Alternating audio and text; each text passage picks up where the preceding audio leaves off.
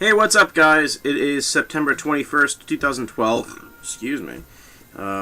Instead of putting up my Destroyer loss, unfortunately, for Battle Station Specific, I forgot that I didn't talk about... You know what this is? Last Saturday, I was privileged to see with two close friends of mine, not Indiana Jones and Raiders of the Lost Ark, not the Temple of Doom, not just The Last Crusade, and, for better or worse, not just The Kingdom of the Crystal Skull. I saw all four of them in a row at the AMC Lowe's Theater in Boston. Now, the original Indiana Jones, which is Indiana Jones, Raiders of the Lost Ark, is one of the 5 movies on my bucket list that before I kick the bucket, I will see with an audience on the big screen. Jaws, Raiders of the Lost Ark, Shawshank Redemption, Lord of the Rings, Return of the King, and Terminator 2. I still have yet to see Shawshank Redemption and my favorite movie, Terminator 2, but now I can chuck away Indiana Jones. Back to the Future was on there as well, but it was a close... You know what? Switch out Indiana Jones... Lord of the Rings, Return of the King, and Back to the Future, which I actually did see on the big screen for its 25th anniversary, so you can kind of knock that one off too, so it's kind of like they're a tie. But anyway, what are my thoughts on these 4 films now that I've seen them all in an order recently on the big screen?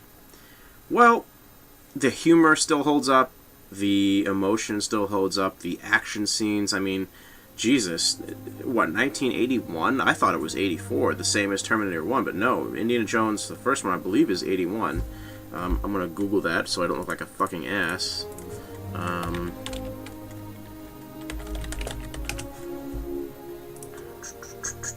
According to Wikipedia, Indiana Jones, Raiders of the Lost Ark was released on June 12th, 1981. Damn. So... seeing this, by the way, if you're not from around the area, AMC Lowe's theaters are huge. They have technically 3 stories, but you can only access 2 of them. And the theater that we saw them in is the same one that I saw Return of the King and the first Lord of the Rings. And Back to the Future, now that I think about it. It's huge. It's as big as some movie theaters. So seeing it with a packed audience, and you know that these people are diehard Indiana Jones fans, because... For the first 3 films, I think nobody left the theaters, and then for the 4th, half of the theater. But seeing Lost Ark on the big screen was a lot of fun.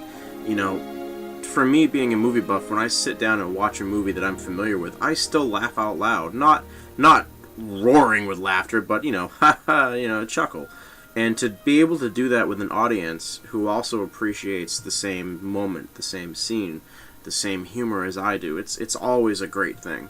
You know, this comes to mind when Marion and Indiana Jones are in the cabin of the ship, and, you know, he's taken off his shirt after what we've seen in the movie so far. You know, he's beat up, he's cut, he's been shot, he's hurting. He needs like 8 hours of sleep, you know, and he's looking at his face, and Marion's like wiping off the mirror, and then she pulls it down, it hits him in the chin, and he fucking screams. I love that part. And of course, the sword part, the sword guy, where Indy's just like, fuck this, and just takes his gun and shoots him. You know, seeing a movie like Indiana Jones Lost Ark on the big screen, there's a reason why it was on my bucket list. So anyway, the versions, I should say, 1 through 3, 4 was kind of recent, so it didn't really need an updating. But like Jaws and like Back to the Future, Universal went back and... Or not Universal, sorry. Paramount, I guess, is who it's under right now. But they went back and re-edited it, went to the original negative and all that jazz. I gotta tell you, audio-wise, magnifico, whatever the word is. Picture quality-wise, for the most part, it held up pretty well on a giant screen. I mean, you can tell the movie's old, but you can tell that with any film that's 10 years or older. But there are certain shots where when I buy the Blu-ray, which I will buy it, that I'm going to have to compare on my own set, because whenever it was really bright or really dark, I swear to you, In my 24-year existence, and however many years I've been going to the movies, I have never seen that much grain. Or obvious grain. I mean, we're talking like distraction worthy. Now, to be fair, it also did it on the Crystal Skull, which obviously wouldn't have such old films. So I'm guessing and hoping that it's the theater that we saw it in. Excuse me. And it's just the, maybe lost in the download, or because it's a digital projector we saw it on. Unfortunately, it wasn't 35mm film, but that's going the way of the dodo, unfortunately. So anyway, Temple of Doom, my least favorite indie film, and many other people's least favorite, at least until Crystal Skull. Seeing it again for the first time in a while. I think the last time I saw it, I was on a 7th grade field trip to the Boston Science Museum, and that's the only movie they had on the bus, on the coach bus. So we watched that. I don't mind Temple of Doom. It's probably the corniest of the four, believe it or not. Especially, and I forget her name right now. I always do when I do these video reviews, but the main leading lady of the film, she screams and she doesn't like nature and all that stuff. It's annoying, but it's also very funny, especially when seeing it with an audience, and for the first time in a while. Same deal, picture remastered, audio great, picture great, until it's really, really dark or really, really bright. Short round was always fun. Again, there's a lot of comedic moments that work quite well. And I don't hate the movie. I don't not like it. I just think that the subject matter is a little off-putting for Indiana Jones. In the other movies, including Crystal Skull, the set plot is he is going to find this. In Temple of Doom, it opens up, which, by the way, the whole dance number at the beginning of the film, while it sounds cool, it's like 6-7 minutes of dancing. It's like, where's Indiana Jones? Come on. The opening shot where he has the diamond and they want Lao or whatever, and it's the table that spins. It's okay, fine. But he's on his way back to Delhi, and he happens to crash and go to the town who has missing children and the sacred stone. So okay, fine. Indy's gonna go and figure this stuff out.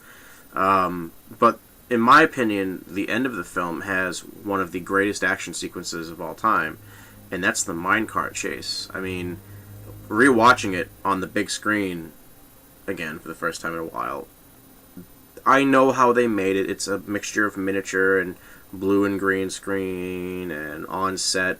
But let me tell you, the minecart chase goes for what? 10, 12, almost, I think a good solid almost 15 minutes of the same subject, which is minecart chase. And it's so entertaining and so enthralling that you're just lost in it. I don't give a shit that I know that that's a dummy, or I don't give a shit that I know that that's a miniature. The whole scene with the music and the acting and the humor that's thrown in and the seriousness. I mean, look at Short Round's body when he's being tugged back and forth over the giant lava pit. Obviously, his arms and legs are a little too long. He's not a Stretch Armstrong doll.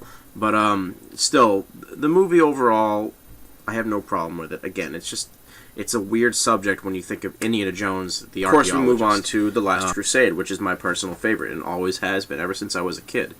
By the way, real quick, I'm going to jump back to the Lost Ark. My favorite scene is the truck chase, which a lot of people say that's their favorite scene.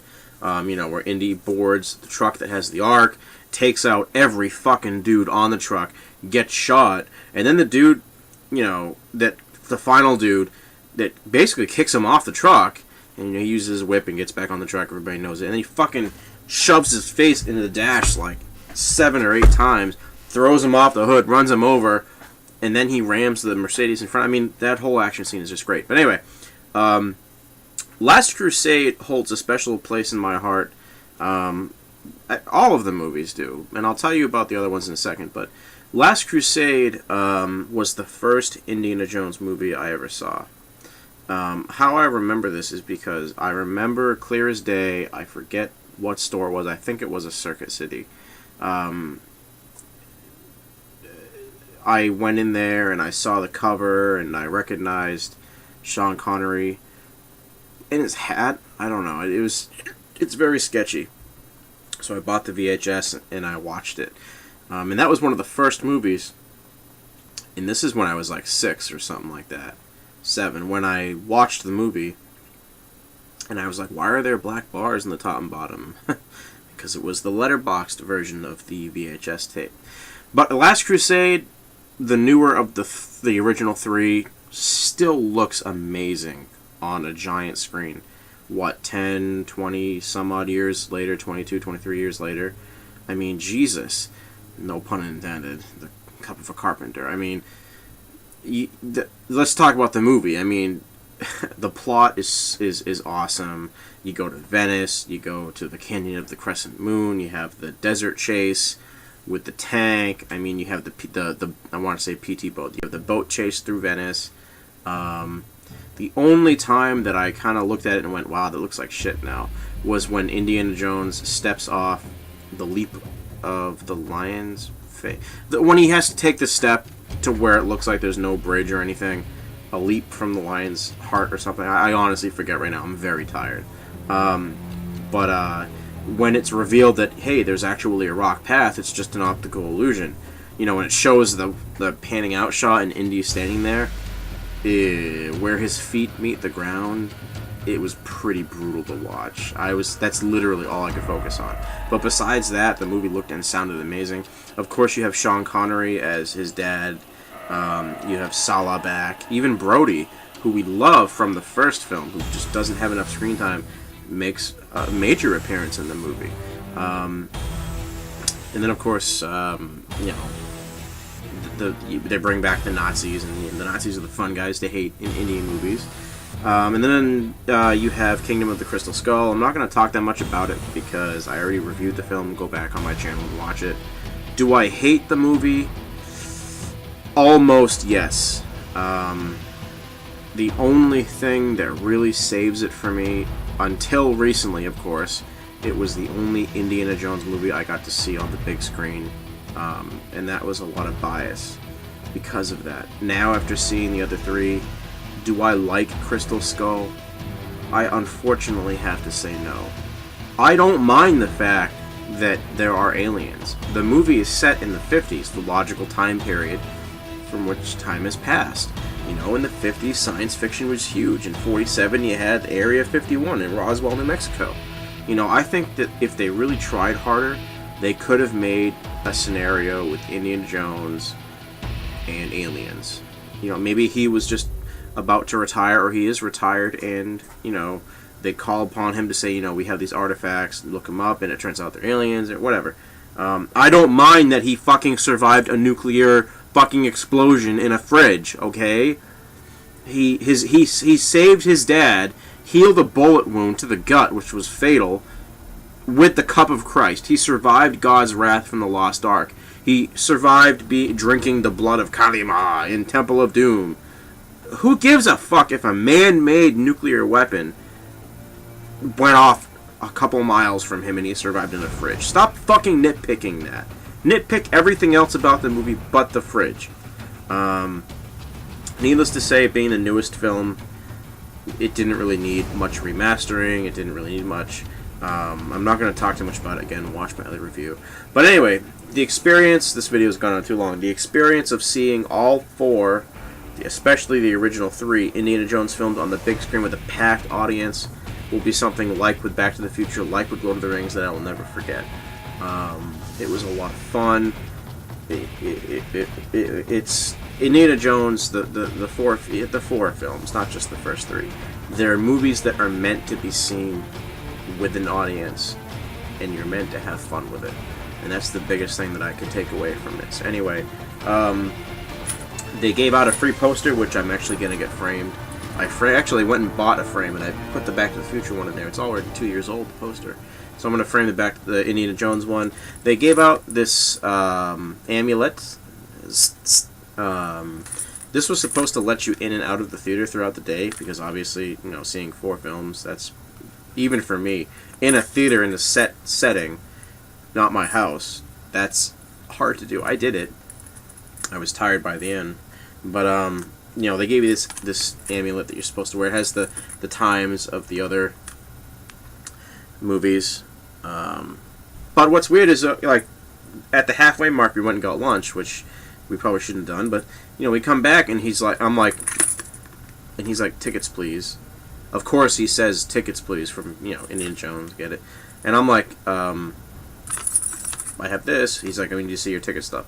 So what the fuck is the point? Obviously, I went to the fucking and still am part of the 8-hour marathon of Indiana Jones. Why do you need to see a ticket stub? So that kind of pissed me off because they literally. I asked them. I said, so this gets us in and out, and they're like, yeah, whatever. Anyway, this is BHD Trek Fan 88 here for September 21st, 2012. Have a good night.